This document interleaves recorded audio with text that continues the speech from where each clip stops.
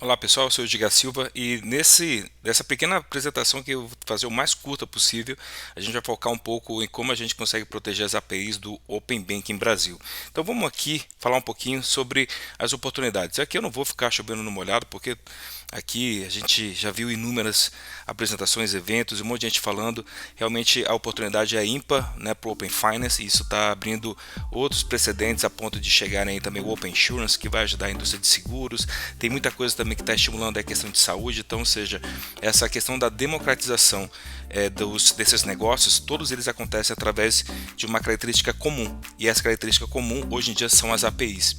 E aí, de acordo com o Gartner, até ano que vem as APIs vão se tornar o maior vetor de ataques cibernéticos. Então é importante a gente atentar como é que a gente consegue proteger um pouco essas APIs, né? E esse componente super importante que é o grande propulsor de toda a transformação digital que a gente tem hoje em dia no mercado, certo? Bom, quando a gente fala de Open Banking aqui no Brasil, a gente tem 4 fases muito bem especificadas, né? Atualmente está aí, a gente recentemente entregou aí a fase 2, né? Agora a gente vai ter aí quando hoje é final do mês de setembro, vai começar aí outubro, então o pessoal está na correria aí para com certeza entregar aí a fase 3. E o que a gente consegue enxergar em toda a questão aí do Open Banking é todo esse movimento de novo, centrado em cima de APIs. Na fase 2 a gente teve um movimento muito legal que inclusive no todo o mecanismo de segurança do Open Bank do Brasil é sem dúvida um dos mais poderosos que tem no mercado hoje em dia, a ponto aí de até alguns fabricantes de toda a questão do protocolo de OpenID Connect, a questão do FAP e tudo mais aí, até terem poucos players que são capazes de entregar realmente a implementação necessária para estar aderente a toda a especificação que a gente tem aqui para o Open Bank do Brasil. Mas é importante a gente atentar também para alguns outros fatores bem importantes quando a gente está falando de APIs e como que as APIs elas são entregues para o mercado. Então vamos aqui falar um pouquinho da fase 1. E aí, quando a gente fala de APIs, é inevitável a gente não falar do contrato Swagger ou do OpenAPI Spec. Como você pode ver aqui nesse slide, a gente tem aqui a extensão que é gratuita da FortiCrunch, que todo mundo pode utilizar, todo mundo pode analisar como é que está o seu contrato, né? Qual que é o score de segurança que o seu contrato de API tem quando você está entregando isso para uma API pública que vai ser acessada aí por uma porção de gente, e que entre essas pessoas aí com certeza pode ter algum usuário malicioso que quer quebrar a sua API. Então é muito importante a gente estar atento nisso aí tudo. Bom, se a gente for olhar um pouco a fase 1 do Open Banking, a gente tem aí algumas questões a analisar. Bom, o score ali, de acordo com o que a gente analisou aqui na nossa extensão, a gente divide basicamente essa análise do score em dois aspectos. O primeiro deles é a segurança, né, security, então, ou seja, como que essa API trata a questão de token, autenticação, geração de token, assim por diante. Então, se você, por exemplo, utiliza um HTTP Basic, talvez o seu score não seja tão alto, porque o HTTP Basic tem algumas vulnerabilidades que a gente, né, assim, infelizmente não é dos mais seguros. Então, a plataforma ela vai te recomendar que você utilize alguma coisa no nível do OpenID, com token JWT e assim por diante, para você começar a ter um melhor score nessa parte de segurança. E outro ponto importante aqui é Data Validation, ou seja, como é que você define a sua API. Essa definição de API ela é muito importante e infelizmente ela é extremamente negligenciada, e isso não é só no Brasil, na América Latina, mas em todo o mundo, porque muitas vezes o desenvolvedor ele deixa a gente na nossa indústria a gente sempre falou muito de API first, ou seja, vamos começar sempre pelo contrato, vamos fazer o contrato primeiro, API first, vamos chamar o pessoal de negócio, sentar numa mesa e definir o que a API vai ter. Mas infelizmente na prática a gente vê o pessoal lá codando, começando lá um microserviço no Spring Boot, com .NET Core, com Python, com Go e persistindo no Mongo e assim por diante, e entregando e gerando às vezes um contrato Swagger que acaba sendo vulnerável e suscetível a ataques que podem acontecer e expor de forma negativa aí a sua API, os dados e tudo que você trata dentro do seu negócio. E quando a gente fala de banco, meus amigos, aí é um negócio muito sério e a gente tem que tomar muito cuidado, tá ok? Bom, para a fase 1, eu vou deixar aqui vocês muito tranquilos, apesar do score não ser dos mais altos, né, desse contrato aqui definido, a gente pode observar que os grandes riscos aqui no caso seriam alguma informação de LGPD, alguma informação de dados, mas pelo que a gente vê aqui, por exemplo, de agentes bancários, agências e canais eletrônicos, acredito que não tenha nenhum atributo aqui que pode expor alguém na questão de LGPD, mas existe aí também algumas coisas que podem acontecer, especialmente pela forma de parâmetros que podem ser passados para essas consultas e que, dependendo do caso, você pode ter aqui alguns stack traces, algumas exceções, alguns códigos HTTP inesperados, uma vez que o back-end está implementando isso aqui, pode se perder na hora que a pessoa está tentando acessar ou está tentando executar o endpoint que está exposto aqui nessa API, ok? Bom, quando a gente fala da fase 2, aí a gente começa a ver, aí a gente viu aí uma correria muito grande, mas eu registro aqui meus parabéns a todos os bancos que conseguiram aí estar aderentes. A gente teve aí foi postergado aí algumas questões e assim, não é à toa realmente implementar tudo que foi solicitado, uma vez que realmente a gente quer que a especificação seja o mais seguro possível.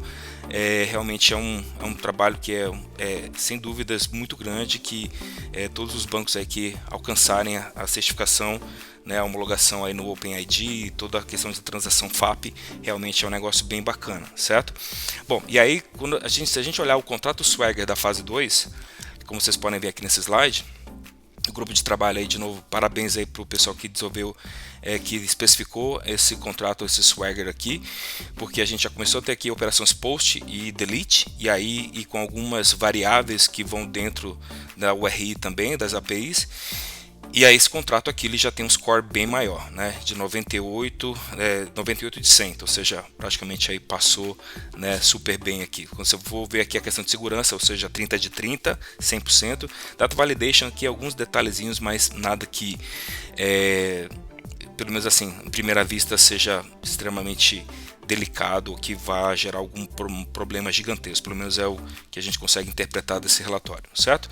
Mas o que a gente consegue ver aqui em riscos, o que a gente tem que prestar atenção é o seguinte: quando a gente fala de regulação e quando a gente fala do Open Banking, a gente está falando o seguinte: olha, todos os participantes do Open Banking vão partir do mesmo contrato Swagger, ou seja, então cada banco vai ter o seu back-end implementado. A gente sabe que alguns bancos utilizam aí alguns provedores de Open Banking, alguns APIs Gateways, APIs Managers que têm algumas implementações, até alguns nacionais e tudo mais.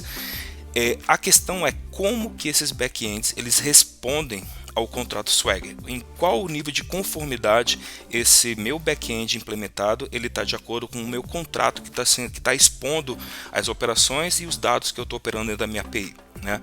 Então a grande questão aí é que se a gente tiver uma quebra de segurança e um contrato desse, ou um back-end que seja, se esse back-end, por exemplo, ele for utilizado em larga escala na indústria, a gente pode ter aí um ataque em série em vários bancos, em várias operações que realmente aí pode comprometer e colapsar o sistema aqui e toda a credibilidade que existe dentro do Open Banking Brasil, certo?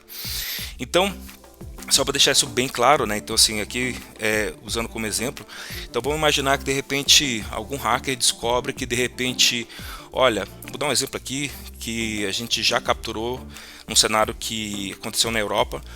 Vou imaginar que tem uma operação aqui que por alguma razão o contrato ele diz que o número lá da transferência, o número do atributo de pagamento, ele tem que ser positivo, né? Ou seja, maior que 0, positivo.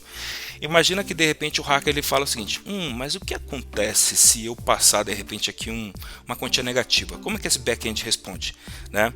Então vamos supor que de repente o back-end ele responde de uma forma que realmente proporcionou, executou um erro e de repente isso aí foi capturado por um hacker. Então o cara já sabe que se ele for, por exemplo, no banco A, mudando apenas vamos dizer assim, o DNS, o início ali do endereço do banco inicial, do banco A, B, C, D, X, U da vida, ele vai conseguir quebrar aí todas essas APIs que vão estar expostas, porque todas têm o mesmo contrato, né? E aqui a gente usa uma alusão do Tio Ben com Peter Parker ali, quem gosta do filme do Homem-Aranha, né? Com grandes poderes vem grandes responsabilidades, então a gente tem que tomar muito cuidado de como que a gente afere isso, certo? E aí nesse momento aqui a gente tem o prazer de apresentar a plataforma FortiCrunch, que é uma plataforma focada em segurança de API. A gente não tem a proposição de ser um gateway, de ser um API Manager, não concorre com esses componentes. A gente não concorre com SonarQube, a gente não concorre com Veracode, a gente não faz a mesma coisa que esses caras, ou seja, a gente complementa toda a questão do portfólio, toda a questão de execução do DevSecOps, ok?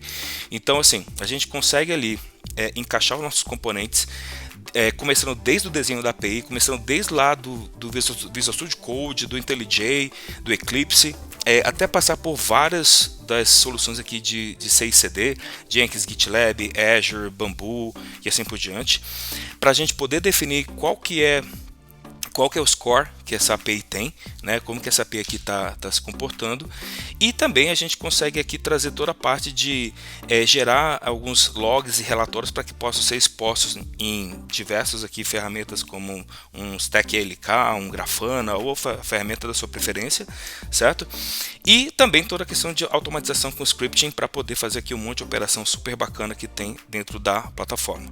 E aqui apresentando rapidamente aqui os componentes, assim, o Eldit, como eu já mostrei aqui, mostra, por exemplo, qual que é o score, né, que seu contrato de API tem, e aí se você tiver problemas ele vai te mostrando ponto a ponto o que é esse problema, qual que é o possível cenário que pode ser explorado de ataque para sua API e como que conserta. Então o desenvolvedor não tem a desculpa assim, puxa, eu não sei como consertar isso aqui, né? E aí se você define que seu pipeline só aceita scores que seja acima de 85, então enquanto o desenvolvedor não entregar um score, né, não entregar um contrato que supere a expectativa que você define no seu pipeline, ele vai ter que criar um melhor contrato. Então isso vai maximizar a cultura, isso vai melhorar toda a forma de entrega das APIs que existem dentro da sua organização, tá, ok?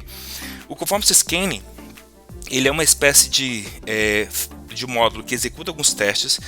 Algumas pessoas às vezes chamam isso aqui de Dast. A gente tem um pouco de cuidado porque as ferramentas de Dast elas têm um papel muito específico. Então assim, o que a gente faz aqui basicamente é testar qual o comportamento do back-end frente ao que está declarado ao contrato. Então nesse caso aqui, né, a gente nesse exemplo aqui de execução, lá dentro do esquema, né, que está declarado o payload que vai numa requisição ali de uma operação, está dizendo o seguinte: olha, additional properties, né, que é uma instrução que tem ali no esquema, false. Então, ou seja, então significa que esse payload ele não aceita propriedades a mais, né, serem enviadas para ele. Então, ou seja, então isso aqui é bem claro lá no contrato Swagger. Então, o que o nosso Conformance Scanning faz? Assim, puxa, então deixa eu pegar esse cara aqui que está dizendo que tem additional properties false, deixa eu mandar uma propriedade a mais para ver como que o meu back-end responde. E ao invés do meu back-end aqui nesse caso responder com um erro, porque assim, cara, você está violando o meu contrato, ele respondeu aqui com 200, ele respondeu com sucesso. Então, são alguns problemas que muitas vezes quando a gente está desenvolvendo uma API, a gente pensa muitas vezes no caminho feliz, no happy path, mas a gente sabe que na prática não é assim, e os ataques das APIs eles têm essa natureza, ou seja, tentativas e erros até que a gente consiga ver um stack trace, até que a gente consiga ver um file system, até que a gente saiba, por exemplo, qual que é o stack que está construído aquele back-end e tentar buscar vulnerabilidades que aquele stack pode de repente apresentar naquele momento. Então é uma forma de proteção diferente, ou seja, é uma cobertura de segurança que componentes tradicionais, que camada de Web Application Firewall, os famosos WAFs, ferramentas de novo como um Veracode, o SonarQube, eles têm a sua importância, a sua relevância, mas eles não conseguem chegar no ponto de proteger as APIs da forma que elas devem ser, porque a forma de entregar APIs ela é diferente do que a gente tem aí comumente nos componentes tradicionais do mercado, tá, ok? E por último, né, o nosso API Firewall ele tem um papel ali de ficar trabalhando junto com o API Gateway, na frente do API Gateway, ou até mesmo como um sidecar ali dentro no ambiente Kubernetes e tudo mais, protegendo o microserviço, fazendo com que aconteça o seguinte: toda vez que chegar uma requisição e essa requisição, tanto de pergunta quanto de resposta, ela não tiver aderente ao que está declarado no Swagger, o Firewall vai barrar. Então, se o cara ele mandou, por exemplo, ali um valor da transação que era de repente um valor negativo e dentro do Swagger não é permitido esse tipo de coisa, né? Ou seja, o minimum value de repente de um atributo ali de moeda ele é no mínimo 1, por exemplo, então o Firewall ele não deixa nem abrir a conexão, né, com o próprio gate. Ele já barra a partir dali e loga essa tentativa de ataque para o dashboard de segurança, e aí você consegue ter todo um controle muito legal aí da execução. A resposta é a mesma coisa. Então imagina que de repente você definiu que no seu contrato o resultado ele é de repente para uma operação de transferência de fundos. De repente você tem ali o 201 sucesso com um payload de resultado, então é isso que é esperado um resultado. Ou de repente se der um 429 ou 500 alguma coisa, também você vai ter ali o formato de resposta que vai ali dentro do esquema que você declarou na sua API. Vamos imaginar que seu backend deu uma exception. Então, em vez de o cara receber um stack trace lá na cara do que está acontecendo de errado no seu back-end, ele vai simplesmente, o Firewall vai dizer: opa, esse back-end aqui não sabe muito bem como responder o cara lá, e ele está passando informação que não é o que está declarado no Swagger. Quer saber? Então eu vou sucumbir essa informação que ele está passando, porque ali pode passar uma informação privilegiada, ali pode vazar um dado na questão de que pode impactar LGPD. Então vamos fazer o seguinte: em todo caso, eu vou bloquear essa resposta, vou dizer lá para o meu requisitante: olha, teve um erro que aconteceu, a mensagem mínima possível, elimina todos os cabeçalhos ou qualquer informação que o cara possa usar para de repente continuar um ataque, e está aqui o ID dessa execução. Se tiver algum detalhe, informe aqui o administrador de sistema, certo? Bom, pessoal, esse era um papo bem rápido, bem realmente objetivo que eu tentei fazer aqui para a gente pegar aqui esse momento da fase 2 e vias de entrega da fase 3 do Open Banking. A gente tem trabalhado aí com algumas empresas, com algumas fintechs, com alguns clientes já nessa parte aqui para realmente olhar essa questão de proteção do Open Banking. Inclusive essa apresentação foi motivada por um desses amigos que falou assim: puxa, cara, esse assunto é muito legal, eu acho que isso aqui não é ainda de domínio de muitas pessoas, então de repente seria legal vocês fazerem um vídeo nesse sentido.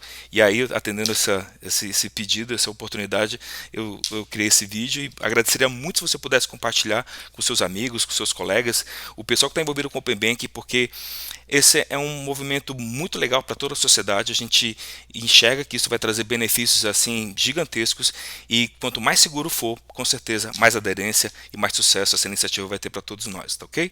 Bom, eu deixo aqui o nosso endereço, o meu e-mail. Se você quiser ver uma demonstração da plataforma na prática, só entrar em contato. Vai ser um grande prazer conversar com todos vocês. Um grande abraço e até a próxima.